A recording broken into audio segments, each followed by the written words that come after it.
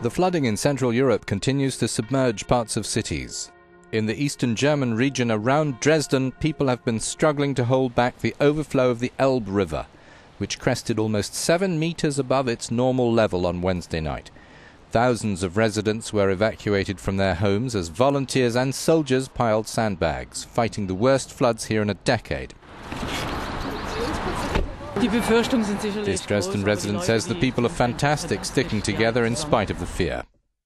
Upstream, the Elbe surged through the Czech Republic, flooding, claiming 8 people's lives. More elsewhere, thousands moved to higher ground.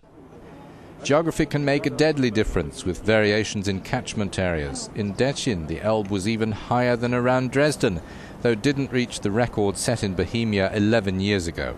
Water levels were falling on all Czech rivers on the 5th day of flooding, but the surge of water along the Elbe was still making its way north into Germany. The chemical plant at Lovosice was spared behind a protective barrier. At least one chemical factory north of Prague was flooded when a barrier broke. Workers and dangerous substances had already been moved. Several villages, smaller towns, and acres of farmland were submerged. Water in Prague began to recede, and assessing the damage and cleaning up started. To the south, parts of Austria were flooded, while the Danube was expected to have crested in Slovakia by now. The Danube is the continent's second longest river after the Volga. In the Slovak capital Bratislava, barriers were expected to hold back the worst. In Budapest, Hungary, more than 1,000 people piled sandbags. East of Austria's capital, Vienna, people in the vineyard region of Wachau remained tense. Many are cut off by the flooding. Power has been shut off, and drinking water is unreliable.